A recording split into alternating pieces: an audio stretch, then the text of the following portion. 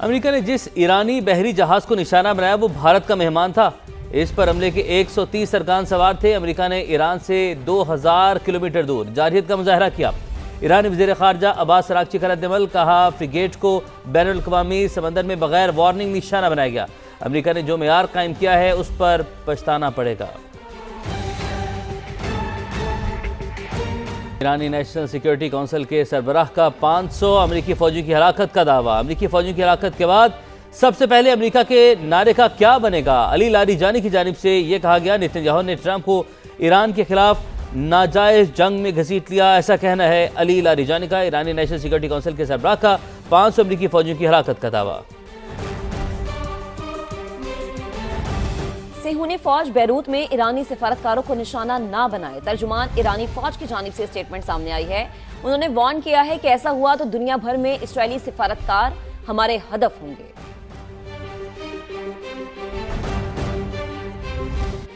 Saudi अरब ने एक और ड्रोन मार गिराया। मुसल्लह ड्रोन को अल-जोफ रीजन में तबाह किया गया। सऊदी वज़ारत दिफा की जानिब से यह कहा गया है, इससे पहले 3 ड्रोन अल-खर्ज रीजन में तबाह किए गए। सऊदी वज़ारत दिफा ने यह कहा है। तो सऊदी अरब में एक और ड्रोन मार गिराया गया है। मुसल्लह ड्रोन को अल-जोफ रीजन में तबाह किया गया। सऊदी वज़ारत दिफा का ऐसा बताना है।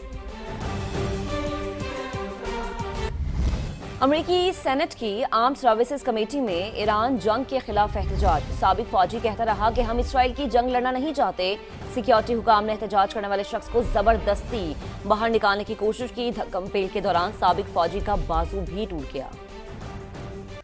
अब आपको बताएं कि पेंटागन ने हलाक होने वाले मजीद 2 फौजियों की शनाख्त जाहिर कर दी है। ईरानी हमले में मेजर जेफरी और chief warrant officer Robert Mirjan हलाक हुए। पेंटागन का ऐसा बताना है। अमेरिकी हुकाम ने दोनों हलाक फौजियों की तस्वीर भी जारी कर दी हैं। तो पेंटागन ने हलाक होने वाले मजीद 2 फौजियों की शनाख्त जाहिर कर दी है।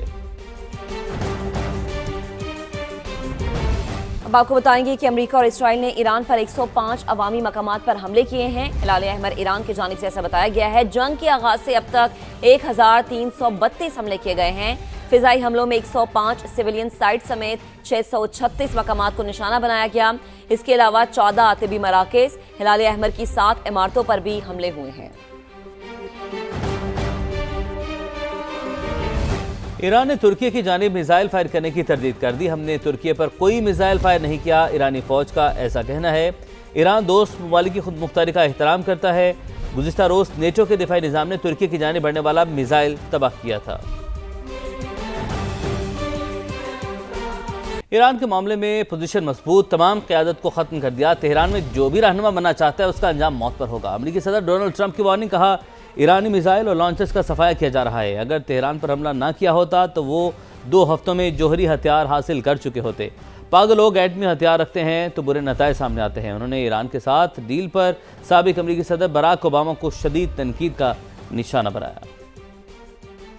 We're going to continue to do what we have the greatest military in the world by far, and that was a tremendous threat to us for many years. 47 years they've been killing our people and killing people from all over the world. And if we didn't terminate the worst deal, one of the worst deals ever made, the Obama nuclear deal, I call it the Obama nuclear deal, where he gave everything to Iran.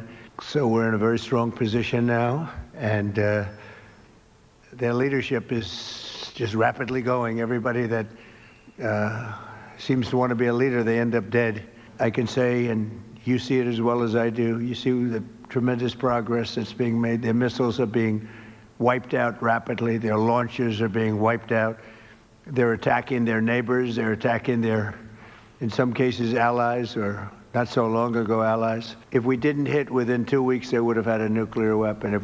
Qatar Airways ने फंसे हुए मुसाफिरों को निकालने के लिए महदूद परवाजें चलाने का फैसला किया है। कतर एयरवेज की परवाजें मस्कत और रियाद से उड़ान भरेंगी। फैसला ईरान जंग के बाइस कतर की फजाई हदूद बदस्तूर बंद होने की वजह से किया गया। आगे बढ़ें और आपको ये भी बताएं कि इल्हान उमर कहती हैं कि ट्रंप ने कौम को ईरान के खिलाफ गैर कानूनी जंग में धकेल दिया है। मैं जंग देख चुकी हूँ, बम से अमन और इस्तेहकाम नहीं आ सकता। इल्हाम उमर ने मजीद ये भी कहा कि फ़ौजी कार्रवाइयाँ हमें महफूज नहीं बना सकती। जंग से कशीदगी बढ़ेगी और ख़ित्ता अफरा तफरी का शिकार होगा। हमने सिफारतकारी को छोड़कर तबाही और बर्बादी को अपना लिया है। गलत फैसले की कीमत बेगुनाह अवाम और अमरीकी फ़ौजी चुकाएंगे।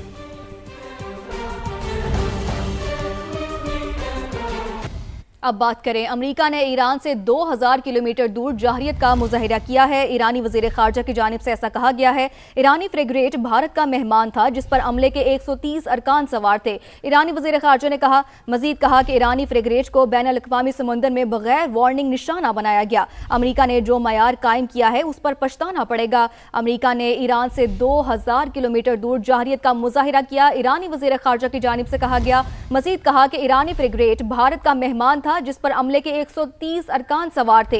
ईरानी फ्रिगेट को बैनुल अक़वामी समुंदर में बगैर वार्निंग निशाना बनाया गया।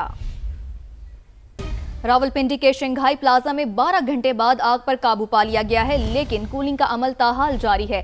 तहखाने में मुश्किलात पेश आ रही हैं। मजीद जानते हैं वहां मौजूद समा के नुमाइंदे यासिर हकीम से। जी यासिर, बताइएगा कि कूलिंग का अमल कहां तक पहुंचा है? देखिए, बिल्कुल बेसमेंट में जो आग लगी थी उस पर काबू पा लिया गया है और उसका कूलिंग का अमल जो है वो काफ़ी देर से जारी है। इब्तदाई तौर पर जो इतलात मिली थी उनके मुताबिक ये बताया गया था कि इस बेसमेंट में रेस्क्यू 1122 और फायर ब्रिगेड की टीमों को अंदर जाने के लिए रास्ता नहीं मिला। जो एक रास्ता था इस बेसमेंट में जाने का, उसे 3-4 शटर्स लगाकर बंद किया गया था, जिसके बायस उन्हें इब्तदाई तौर पर इस आग को बुझाने और वहाँ पर पानी का छिड़काव करने में मुश्किलात का सामना करना पड़ा, जिसके बायस इस बेसमेंट में चूँकि कहीं पर वेंटिलेशन का प्रॉपर सिस्टम मौजूद नहीं था और धुएँ के अखराज के लिए कोई भी जगह मौजूद नहीं थी, फिर इसके अतराफ में बाकायदा तौर पर डिगिंग करके धुएँ के अखराज का रास्ता बनाया गया। इन शटर्स को काटा गया और अब जो है वो बाकायदा तौर पर आग पर काबू पा लिया गया है। अब तक जो तफसीलात बताई गई हैं उनके मुताबिक ये बताया गया है कि इस बेसमेंट में मुख्तलिफ मोटरें जो थी वो लकड़ी के डब्बों में पैक थी और उसके साथ कुछ प्लास्टिक का सामान पड़ा हुआ था, जिसके बायस ये बार बार सुलग जाता था। इब्तदाई तौर पर रेस्क्यू काम का कहना है कि इस आग को 2 मरतबा कंट्रोल किया गया, लेकिन कंट्रोल करने के कुछ देर बाद दोबारा यहाँ से स्मोक जो है वो बाहर आना शुरू हो जाता था, जिसके बायस दोबारा ऑपरेशन जो है वो शुरू किया जाता था। अब बाकायदा तौर पर इस आग पर काबू पाया गया है, जिसके बाद धुएँ के अखराज के लिए फ्यूल स्मोक इजेक्टर्स का इस्तेमाल किया जा रहा है। मशरिक़ वस्ता में जारी जंग के बायस खित्ते में फ़ज़ाई बहरान शिद्दत इख्तियार कर गया, जिसके असरात पाकिस्तान समेत कई ममालिक की फ़ज़ाई सरगर्मियों पर भी पड़ रहे हैं। गुज़िश्ता 5 दिन के दौरान 8 ममालिक की मनसूख परवाज़ों की तादाद 20,000 से तजावुज़ कर गई है। पाकिस्तानी एयरपोर्ट से छठे रोज़ भी मशरिक़ वस्ता जाने और आने वाली 145 परवाज़ें मनसूख कर दी गई। मज़ीद तफसील जानेंगे नुमाइंदा समा जावेद असगर से। जी जावेद, आगाह कीजिएगा। जी, आज कराची से मशरिक़ी वस्ता की 35, लाहौर से 29, मुल्तान से 12 परवाज़ें मंसूख की गई हैं। इस्लामाबाद से 35, पेशावर 14, सियालकोट 12, फैसलाबाद 6 और कोटा से भी 4 परवाज़ें मंसूख हुई हैं। जबकि मजमूई तौर पर ईरान पर हमले के बाद पाकिस्तान की मंसूख करदा परवाज़ों की तादाद 900 हो गई है, जबकि Dubai, Abu Dhabi, Sharjah airport से हंगामी इनखला के लिए 167 परवाज़ें ऑपरेट की गई हैं और 8 मुल्क की फ़ज़ाई की बंदिश के बाद बुध को 4300 परवाज़ें मंसूख हुई हैं, जबकि ताज़ा हमलों से मुख्तलिफ शहरों में मुतअद्दिद परवाज़ें मंसूख की जा चुकी हैं और ज़राए का ये कहना है कि मुख्तलिफ एयरलाइंस ने आज दोपहर तक अपना फ्लाइट ऑपरेशन भी बंद रखने का ऐलान कर रखा है। जी, अपडेट्स के लिए बहुत शुक्रिया। यहाँ पर आपको ये भी खबर दें कि ईरानी नेशनल सिक्योरिटी काउंसिल के सरबराह का 500 अमरीकी फ़ौजियों की हलाकत का दावा सामने आया है। अली लारिजानी कहते हैं कि अमरीकी फ़ौजियों की हलाकत के बाद सबसे पहले अमरीका के नारे का क्या बनेगा। नेतन्याहू ने ट्रंप को ईरान के खिलाफ नाजायज़ जंग में घसीट लिया है। अली लारिजानी की जानिब से ये भी कहा गया। ईरान की मिसाइल लॉन्चिंग साइट्स पर हमले जारी हैं। अमेरिकी सेंटकॉम ने ईरानी मिसाइल लॉन्चिंग साइट्स पर हमलों की वीडियो जारी कर दी। बयान में बताया गया कि ईरानी मिसाइल लॉन्चिंग साइट्स को ढूंढकर तबाह कर रहे हैं। पेंटागन ने हलाक होने वाले मजीद 2 फौजियों की शनाख्त जाहिर कर दी है। ईरानी हमले में मेजर जेफरी और chief warrant officer Robert Marjan हलाक हुए हैं। पेंटागन का ऐसा बताना है। अमरीकी हुकाम ने दोनों हलाक फौजियों की तस्वीर भी जारी कर दी हैं। ये तस्वीर देखी जा सकती हैं। पेंटागन ने हलाक होने वाले मजीद 2 फौजियों की शनाख्त जाहिर कर दी है। बरतानवी खुफिया एजेंसी के साबिक सरबराह ने ईरान के खिलाफ जंग गैर जरूरी करार दे दी है। अमेरिकी टीवी को इंटरव्यू में कहा कि गैर जरूरी जंग किसी पेशगी खतरे को रोकने के लिए नहीं थी। ईरान की जंग का बेहतरीन नतीजा वेनेजुएला जैसी सूरत हाल हो सकता है। इस जंग के वेनेजुएला से भी खतरनाक नताइज सामने आ सकते हैं। सऊदी अरब ने एक और ड्रोन मार गिराया है। आपको बताएं कि मुसल्ला ड्रोन को अल जौफ रीजन में तबाह किया गया है। सऊदी वजारत दिफा ऐसा बता रहे हैं। सऊदी अरब ने एक और ड्रोन मार गिराया है। इससे पहले 3 ड्रोन नल खुर्ज रीजन में तबाह किए गए थे। सऊदी वजारत दिफा ने ऐसा भी बताया था। तो सऊदी अरब ने एक और ड्रोन मार गिराया है।